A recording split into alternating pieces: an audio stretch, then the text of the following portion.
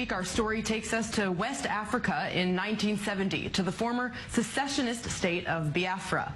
And luckily, we have our resident history buff, Jeff Abramowitz, in studio. Jeff, hello and welcome, and thank you for joining me. Thank you.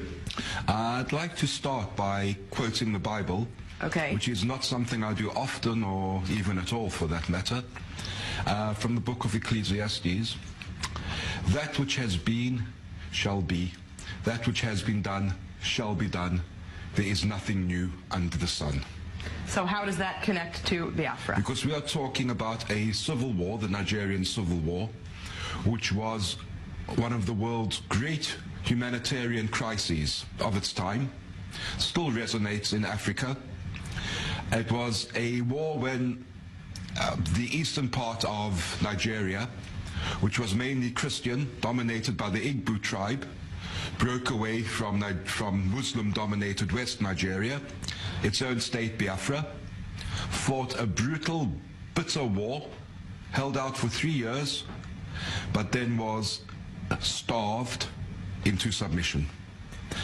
The estimates are that 1 million people died in 3 years. I'm going to say that again, 1 million people.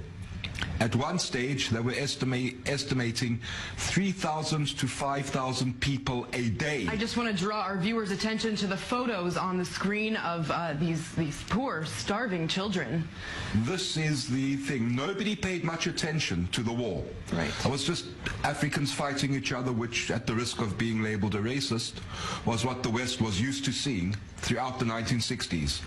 But then photographers got into Biafra and took these photographs and brought, especially a man called Donald McCullen, but not only here. They brought back photographs of the starving, of the dying, and the conscience of the world was outraged. Now, Nigeria put a blockade on Biafra, a total blockade. They were helped by Russia and a Western state I won't mention, but I will say that the British cabinet papers of the time make very interesting reading. No medicine or food could get into Biafra. People starved. There were relief flights coming in, but not enough to keep them alive. There were missionaries in Biafra who did amazing work. I think it was the Irish Holy Ghost Order. If I get the name wrong, I apologize. I'm not that clued up on Irish Catholic orders. That's all right. But they did amazing work. And the organization Doctors Without Borders was founded as a result of Biafra. The conscience of the world, these pictures, the pictures we saw of the starving children, it was the great humanitarian cause of the day. And now pictures like these are used all around the world to try to convince people to donate money to Africa. And right. This is the beginning Biafra's of that. Luck or bad luck was that there weren't a bunch of ecumenical pop stars to sing a song about them. But they died. They didn't survive. All right, Jeff Abramowitz, thank you so much for joining me today. And that is all the time we have this week. Please join us again next week for a new edition of Strictly Security here at I-24 News. Until then, have a safe and pleasant evening from the Job Report.